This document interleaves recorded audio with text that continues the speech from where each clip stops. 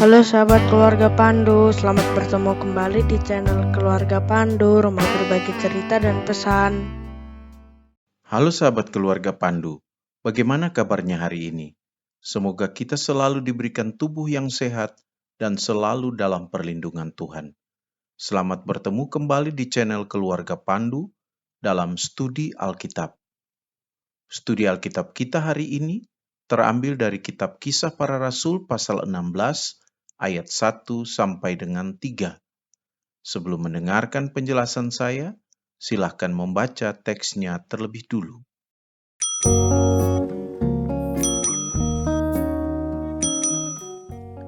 Paulus dalam pelayanannya selalu dikelilingi oleh orang-orang yang mendukung dia dalam pelayanan. Dapat disimpulkan bahwa bagi Paulus, pelayanan tidak bisa dilakukan oleh dirinya sendiri. Dia memerlukan rekan-rekan dalam pelayanan. Awalnya Barnabas adalah rekannya dalam pelayanan. Kemudian Yudas atau Barsabas dan Silas menjadi bagian dari tim pelayanan Paulus. Meskipun Paulus akhirnya berpisah dari Barnabas dan Yudas, dan melanjutkan pelayanannya bersama dengan Silas, di Listra, Paulus menemukan seorang pengikut Kristus yang menurutnya bisa dijadikan sebagai rekan dalam pelayanan. Tidak cukup hanya Paulus dan Silas yang melakukan pelayanan ini. Apalagi hanya Paulus sendiri, itu juga tidak mungkin. Meskipun dalam narasi ini, nama Silas sama sekali tidak disebutkan, itu tidak berarti bahwa Paulus sendiri mampu melakukan pelayanan tersebut. Paulus merasa perlu melibatkan orang lain, dan Paulus menemukan seorang murid yang bernama Timotius yang juga bisa mendukungnya dalam pelayanan. Timotius adalah rekan pelayanan yang tepat untuk Paulus saat itu. Ada dua alasan mengapa Timotius dipilih. Pertama, Timotius akan membantu Paulus melayani di sekitar daerah itu, yaitu di Listra dan Ikonium. Dan yang kedua, Timotius dikenal baik oleh saudara-saudara di situ, sehingga ini akan memudahkan dalam pelayanan. Bahasa misi saat ini, Timotius tidak hanya mengenal konteks pelayanan dengan baik, tetapi juga mengenal dan dikenal baik oleh saudara-saudara yang akan dilayani. Kata murid dalam ayat pertama diterjemahkan dari kata Yunani matetes, yang memang secara harafiah berarti murid. Kata murid di sini mungkin ingin menjelaskan keberadaan Timotius yang masih mempelajari pengajaran-pengajaran Keyahudian, tetapi juga pengajaran-pengajaran yang berhubungan dengan keberadaannya sebagai pengikut Kristus. Namun kata matetes juga dapat diartikan sebagai murid dalam arti pengikut Kristus. Jadi tidak secara langsung menunjuk kepada Timotius sebagai murid Paulus.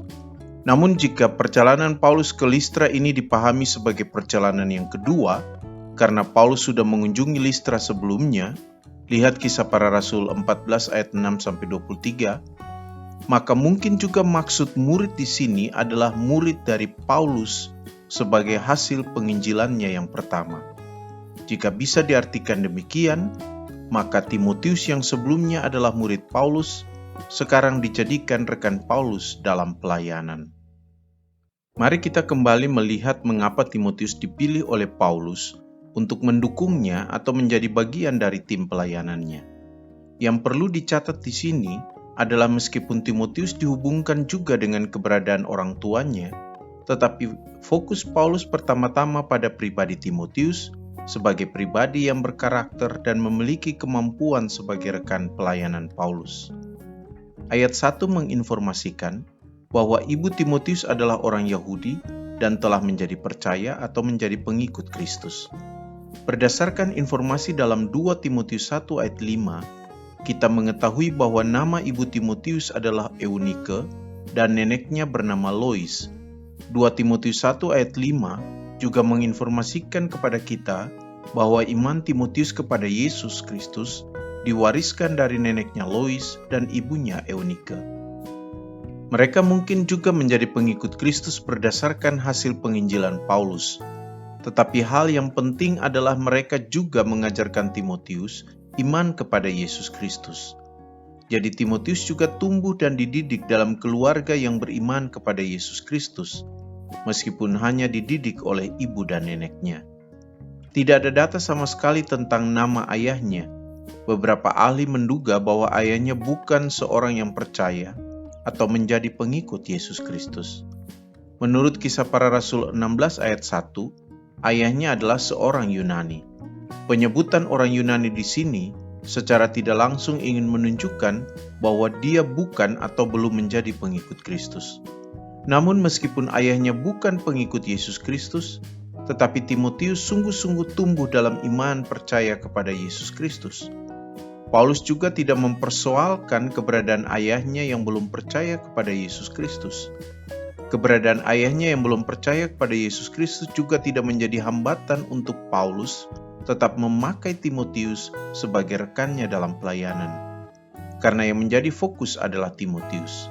Dalam praktek masa kini, ada gereja yang menolak untuk melibatkan orang percaya dalam tanggung jawab pelayanan gereja hanya karena suami atau istri atau orang tuanya atau anggota keluarganya yang lain ada yang belum menjadi pengikut Yesus Kristus. Sebagaimana yang sudah disinggung sebelumnya, kemungkinan kedua alasan Timotius dipilih untuk ikut bersama Paulus dalam pelayanan di daerah ini adalah karena dia dikenal baik oleh saudara-saudara di Listra dan Ikonium. Karena itu dalam ayat 3 dikatakan bahwa Paulus mau supaya dia menyertai Paulus dalam perjalanan penginjilan Paulus. Kata dikenal baik ini diterjemahkan dari kata Yunani emartureito, dari martureo dan juga martus, yang pada dasarnya memiliki arti seorang saksi. Namun kata emartureito bisa diartikan memberi kesaksian yang baik atau bereputasi yang baik, atau berbicara dengan baik. Jadi maksudnya, menurut saudara-saudara di Listra dan Ikonium, Timotius mempunyai reputasi yang baik.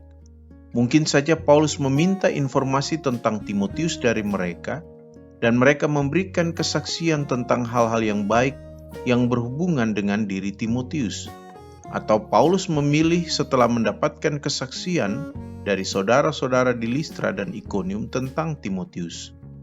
Itu artinya, Timotius adalah orang-orang yang dipercaya oleh saudara-saudara seiman di Listra dan Ikonium. Inilah unsur penting dalam melibatkan seseorang dalam pelayanan. Orang itu harus dipercaya oleh orang-orang yang akan dilayaninya. Dalam ayat ketiga, kita akan melihat bagaimana Paulus mempraktekkan pemikirannya tentang sunat dalam pelayanannya. Persidangan di Yerusalem sudah menyepakati pikiran Yakobus bahwa tidak boleh menimbulkan kesulitan bagi orang-orang dari bangsa-bangsa lain yang berbalik kepada Allah. Tegasnya, sesuai dengan pertikaian pendapat yang terjadi di Antioquia, maka persidangan di Yerusalem telah menyepakati bahwa orang-orang yang bukan Yahudi tidak diwajibkan untuk disunat menurut hukum atau adat istiadat yang diwariskan oleh Musa. Paulus dan rekannya Barnabas bahkan sejak awal telah menentang tuntutan orang-orang Yahudi, khususnya golongan Farisi, bahwa orang-orang bukan Yahudi yang mengikuti Yesus harus disunat menurut hukum Musa. Namun dalam narasi ini, kita menemukan sikap Paulus yang berbeda dibandingkan dengan paparan pemikirannya dalam sidang di Yerusalem. Paulus dalam Galatia 5 ayat 6 dan 6 ayat 15 juga sudah dengan tegas menyatakan pikiran atau prinsipnya tentang sunat, yaitu bahwa disunat atau tidak disunat itu tidak penting. Namun dalam narasi ini kita membaca bahwa Paulus meminta Timotius untuk menyunatkan dirinya terlebih dulu sebelum ikut dalam pelayanan Paulus. Dalam Galatia 2 ayat 3, Paulus juga mengatakan bahwa dia tidak memaksakan Titus yang adalah seorang Yunani untuk disunat. Jadi Paulus tidak meminta Titus untuk disunat, tetapi meminta Timotius untuk disunat. Mengapa Paulus bersikap seperti ini? Sikap Paulus ini perlu dipahami dengan baik. Permintaan Paulus agar Timotius disunat harus dipahami dari setidaknya dua sisi. Sisi yang pertama berhubungan dengan Timotius sebagai anak seorang ibu Yahudi. Menurut hukum orang Yahudi, karena Timotius lahir dari seorang ibu Yahudi, maka Timotius adalah seorang Yahudi. Menurut 2 Timotius 3 ayat 15, Timotius juga sejak kecil sudah dididik untuk mengenal tulisan-tulisan kudus atau hierogramata. Jadi tidak bisa secara langsung diterjemahkan sebagai Alkitab seperti dalam terjemahan LAI. Dalam konteks orang Yahudi, hierogramata berhubungan dengan tulisan atau pengajaran-pengajaran Yahudi. Jadi bagi orang-orang non-Yahudi, Timotius secara praktis adalah seorang Yahudi.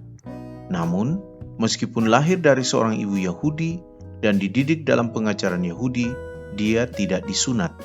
Sehingga bagi orang Yahudi, dia belum sah menjadi orang Yahudi.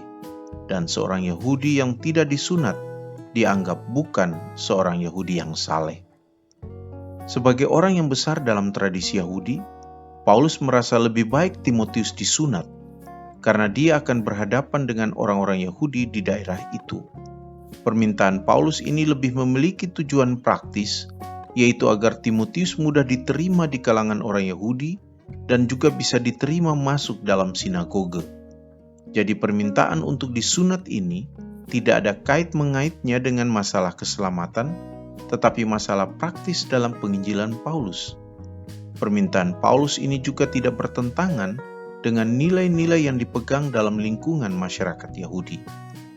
Ada ahli yang mengatakan bahwa sikap Paulus kepada Timotius ini menunjukkan bahwa Paulus sebenarnya adalah seorang Yahudi yang taat Taurat dan juga seorang Farisi yang taat. Narasi Kisah Para Rasul 16 ayat 1-3 ini memberi kesan bahwa Lukas sebagai penulis Kisah Para Rasul lebih menekankan kekhawatiran Paulus terhadap pikiran orang Yahudi di daerah itu, makanya dia meminta Timotius untuk disunat. Lukas tidak peduli dengan bagaimana perasaan Timotius, karena itu respons Timotius tidak diberikan di sini. Kesannya, Timotius mengikuti saja permintaan Paulus tanpa ada sikap menolak. Dari narasi ini kita juga belajar bahwa meskipun Paulus sudah mengatakan bahwa baginya disunat atau tidak disunat itu tidak penting, namun Paulus tidak kaku atau bersikap fleksibel dalam memegang prinsipnya ini. Di sini dia memilih untuk melihat disunat itu penting karena ini akan mempengaruhi strategi pelayanan timnya, bukan terkait dengan keselamatan. Jadi prinsip yang dipegangnya tetap diletakkan di bawah tujuan misi, selama itu tidak bertentangan dengan ajaran Yesus Kristus. Pemikiran ini mungkin bisa disejajarkan dengan pandangan saat ini, bahwa sunat itu boleh dilakukan oleh orang Kristen, karena ini berhubungan dengan kesehatan diri, dan bukan harus dilihat dalam hubungan dengan ajaran agama tertentu. Jadi apa relevansi teks ini bagi kita orang beriman saat ini? Pertama, Paulus mengajarkan kita bahwa pelayanan adalah kerja bersama. Untuk itu libatkanlah lebih banyak orang dalam mengerjakan pelayanan yang ada. Namun perlu memilih dengan tepat orang yang akan ambil bagian dalam pelayanan bersama ini. Orang tua maupun orang muda bisa dilibatkan dalam pelayanan ini.